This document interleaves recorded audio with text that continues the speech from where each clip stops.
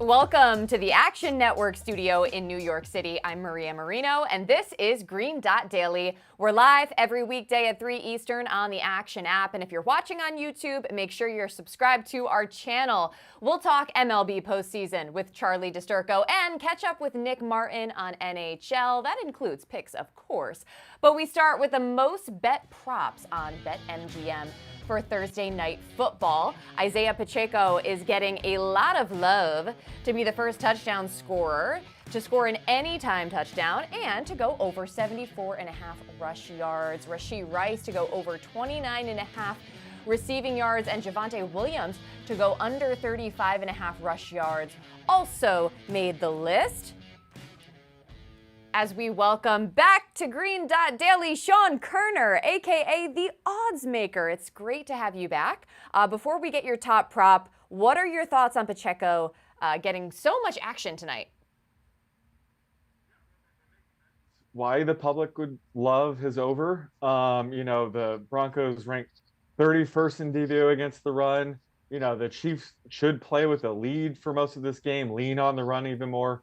We could see some heavy wins in this game. Another reason to lean on Pacheco in the run game even more. But I have his median closer to 75.5. So, this is already pretty high.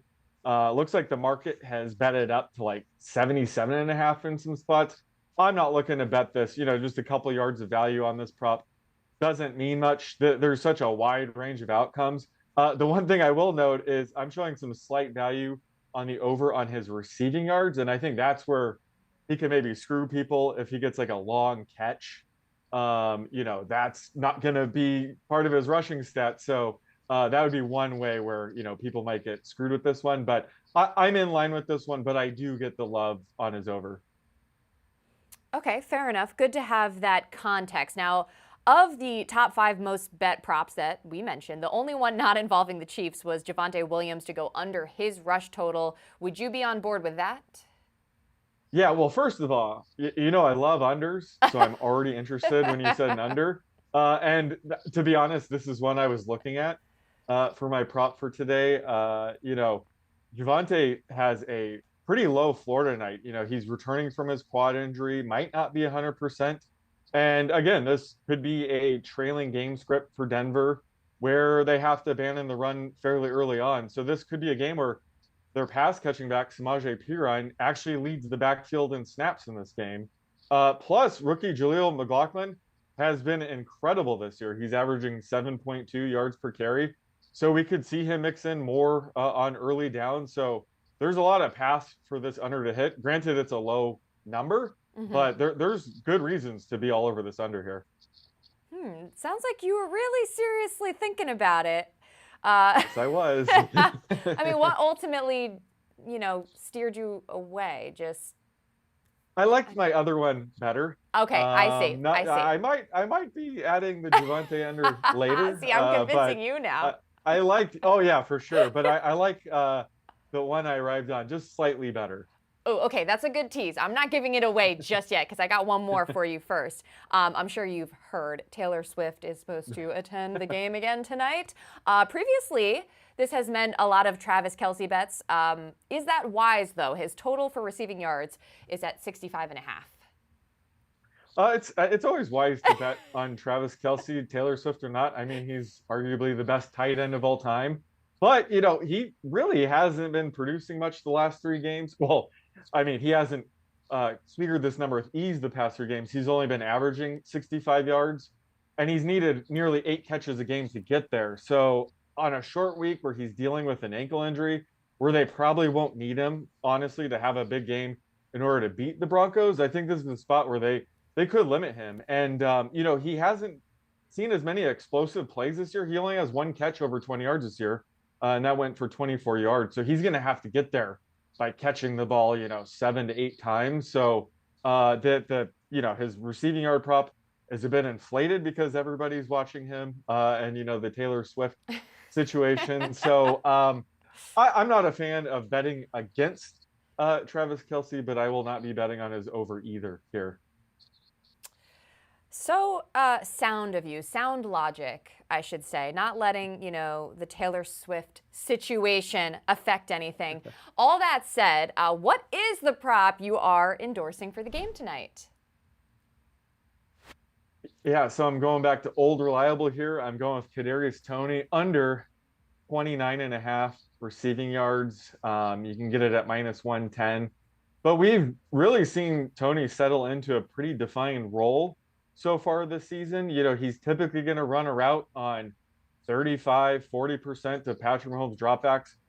Now, when he is on the field running a route, he's going to be targeted at a high rate. He's been targeted around a 33% of those routes. However, his targets have mainly been around the line of scrimmage. His average depth of target this year has just been 2.2 yards downfield, which is the lowest of all qualified wide receivers and tight ends. So he's essentially more of a pass catching running back at this point. It's going to be tougher for him to clear this number with such limited playing time. So he's only cleared this once this season. We got to be careful backing unders against this atrocious Broncos defense. They've been one of the worst in the league in nearly every facet. So I looked and, Kadarius Toney draws half his targets on screen passes. So I looked to see how the Broncos have been defending screen passes. And it's a limited sample size, but they have allowed the sixth lowest yards per catch at 2.5 yards on wide receiver screens this year. So at least they haven't been terrible in that area. So I don't see too many red flags for Kadarius Toney's under, and this has been a pretty profitable way to go this year. So I have his median closer to 22 and a half yards with a 64% chance of staying under this. Honestly, any number 26 and a half or higher, I'm showing a 60+% chance that he's going to stay under this. So I bet this down to 26 and a half, 25 and a half. Well, for what it's worth, he has only cleared that 29 and a half total once out of 5 games this season, which was week 2 at Jacksonville. Now, refresh my memory. I believe it was a week ago. We didn't have to wait very long for your prop to hit. What was it? DJ Moore?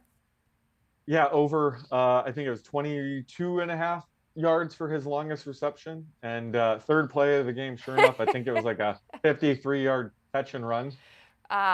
Which I believe made you 8-1 on this show for primetime props. This time, obviously, we might have to be a little more patient to wait out the under because you love those unders, but we're looking forward to it. Sean, like I said, great to have you back. Thank you. Thank you. Time for Skin in the Game, presented by Caldera Lab. Here's a market report for Broncos Chiefs. KC opened as a 7-point favorite. That number has jumped to 10.5. 50% of bets, but 67% of money are on Denver plus 10.5. Meanwhile, 63% of bets and 87% of money are on the under 47.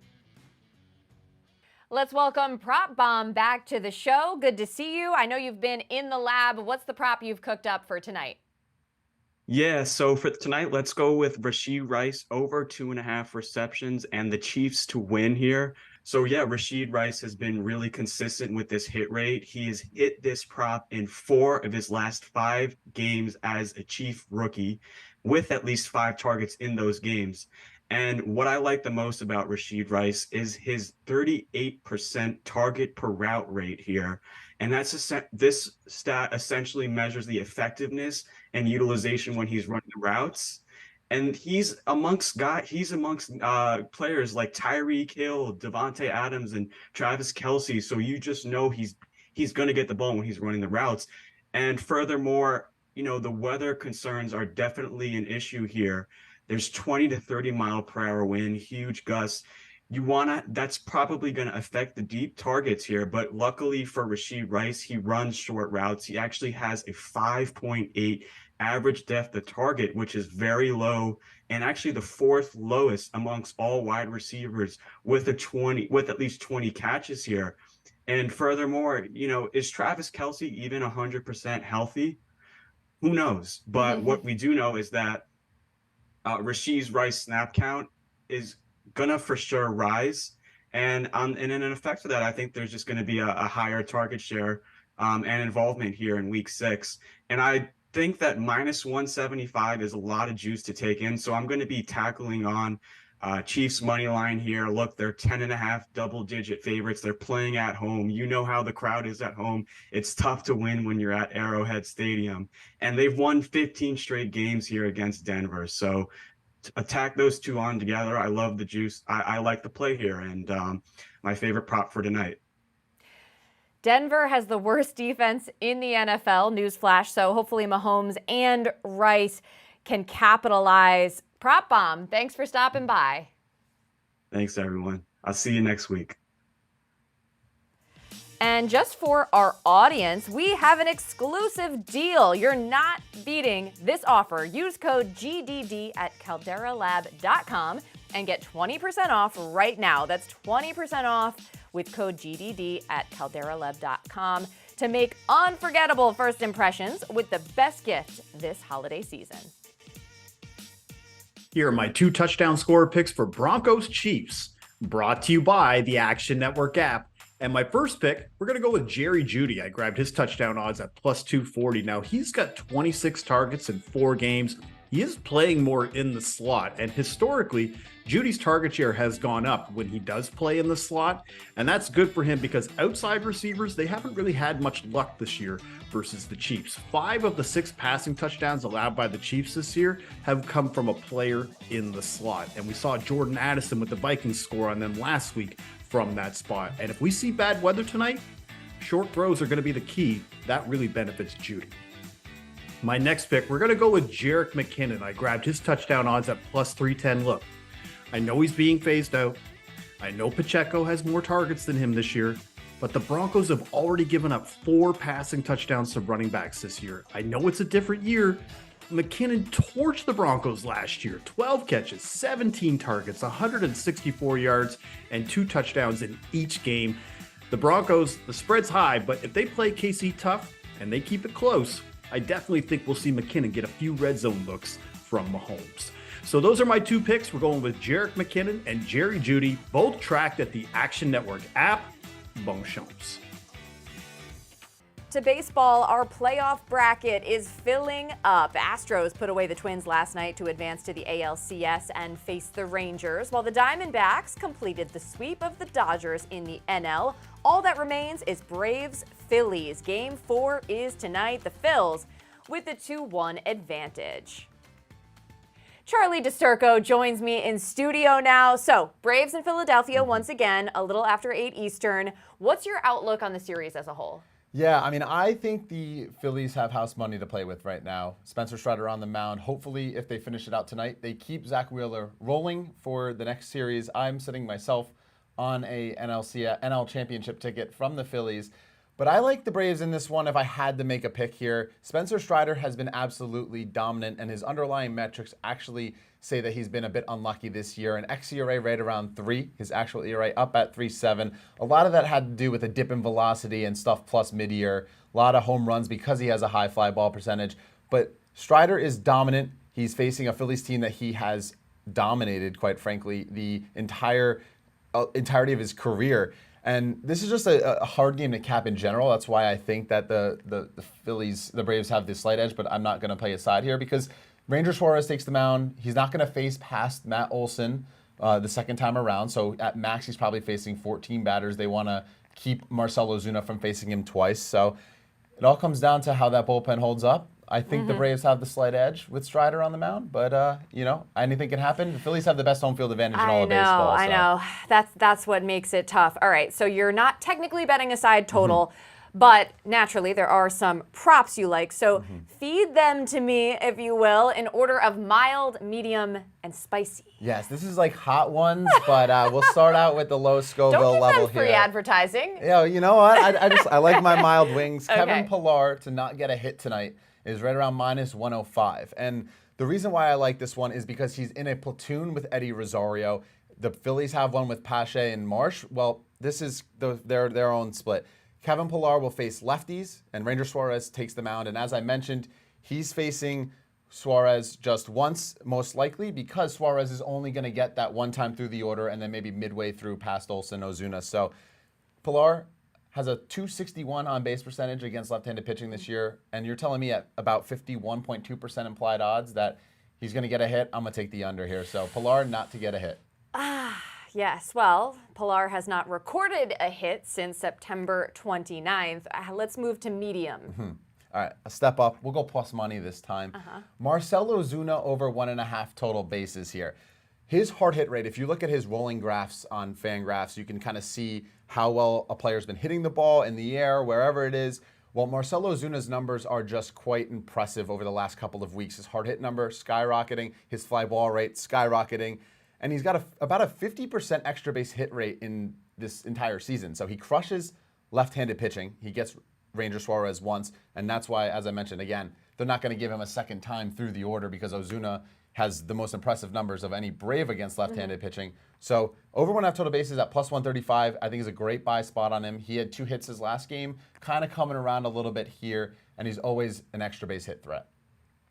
Do you want to continue to ride with Ozuna as we get a little spicier? Yes, this is the bomb of the whole entire prop market right now. My hot play, Marcell Ozuna to hit a home run, plus 360. It's building off that narrative that he is really good against left-handed pitching, but he's actually just as good against right-handed pitching. If you look at isolated power, which just takes away the pure power of a player, Marcell Ozuna ranks inside the top 2 against both lefties and righties. He's a natural lefty killer, and that's why they're not going to put Suarez second time through against him, most likely, unless they walk him intentionally. But he leads the NL, or leads Atlanta in isolated power against left-handed pitching, second on the team behind Matt Olson against righties. So I like him to hit a home run tonight. He's quietly having a dominant season with over 40 home runs on the dot. Right, reach that 40 home run mark on the last day of the regular season, October 1st. Could be due for another. And by the way, things got a little spicy in last night's game. I saw you like the Bryce Harper stare down. Come on, you have to. You're getting chirped. Very entertaining. You're getting So chirped. hopefully we're due for even more spice tonight. Maybe even a little home run by Ozuna. Charlie, thanks for joining me in studio. Always a blast. Over to the NHL, we've got 7 games on the slate tonight, including Rangers and Sabres at 7 o'clock Eastern, Red Wings visiting the Devils at 7:30 Eastern. Oh yeah, and the defending champs, the Golden Knights, back on the ice at 10:30 in San Jose. We must be into hockey season now because our expert Nick Martin is back on the show. What a time. How you doing, my friend? Good. Yeah, thanks a lot for having me. I'm pumped to be back. Of course. So what's the bet you like for tonight? So the first bet I like is on Andre Burakovsky to go over 2.5 shots, plus 185. I also like him to score at plus 360. The start of the year is a really interesting time in the NHL prop betting world. I know it's kind of the same with a lot of sports, but it's fun because if you think a guy is kind of a boom option for a season, you can get paid off handsomely with that kind of thing. And it's a fun way to bet at the start of the year, right? Like with sides, you don't know what you're going to get. We're seeing teams like the Oilers get smoked by the Canucks 8-1. So that kind of thing is on the table. I don't think laying big money with sides is much fun. It's pretty volatile out there. So to get into Burakovsky, he was the Kraken's leading scorer last season when he went down with injury. And by all indications, he's ready to go this year. I thought he had a pretty strong debut versus Vegas in the season opener. He had 6 shot attempts, and most importantly, he was still in a good spot on the power play. He kind of was actually working off the half wall as the primary shooter more than Jared McCann, which is really relevant here. And so he's a player I want to bet, and Nashville is a team I want to fade, particularly with anything that involves control of play. This game is priced as a pick 'em, but most likely I'd expect Seattle to control more of the play and generate a lot of shots. So plus 195 with a guy like Burakovsky to record 3 is something I want to get involved in. He was hitting this right about 37% of the time last season. I think he can get back to that this year. And basically we're just getting too long a number at plus 195. This one really jumped out to me. So one of my favorite shot props from the night. Cool. And the Kraken lost 4-1 to the Golden Knights on opening day. Maybe trying to get some more offense going tonight. Let's talk about the league overall since we are early in this young season. Is there a future that you like in particular? Yeah, so it's a quite a transitional year. Like I think the top teams, a couple of them have more flaws than maybe odds makers are expecting. One of the teams that I don't really see many flaws with is the New Jersey Devils. And in particular, I like the way they set up to win the President's Trophy, which is the most points in the regular season. All of their key pieces are skating in their true primes, which I love. Their top two centers of Jack Hughes and Nico Hischier, really those two, I think basically they're just behind the Oilers duo for being the top six in the league. And then there's a lot of explosive scorers on the wings. I like the Timo Meier addition. I think he can have a huge year as he's kind of settled in with New Jersey now. And they've got a great defensive core with some high upside pieces. Luke Hughes could be in the Calder conversation this season. And then the main knocks on this would be that Vanacek and Schmid, we're not sure what we're going to get out of them in terms of the goaltending tandem. But both of them were actually quite solid last year. And I actually think the chances that they get at least average goaltending altogether is quite high here. And then the other thing in this race is you want to be gaining ground with the backup starts because those matter, unlike in the Stanley Cup playoffs where we're not counting on those mattering. So the fact that New Jersey could actually have kind of a 1A and 1B scenario with their goaltenders is something I like here. So I think plus 850 is a great number. They're going to be in the mix. I think they get close to the 113 points they got last season. So give me the Devils to win the President's Trophy. Well, as you know, I'm here in New York, actually live in Jersey, so kind of exciting to hear this from you. As you mentioned, their point total from last season, it was third in the NHL. Nick Martin, thank you for the time. Thanks, Maria. Remember, any picks we give out here on the show, like the ones you just heard from Nick, you can easily reference by following Green Dot Daily in the Action app. We keep track so you don't have to. And that's all for Green Dot Daily. I'm Maria Marino, and I'll see you later.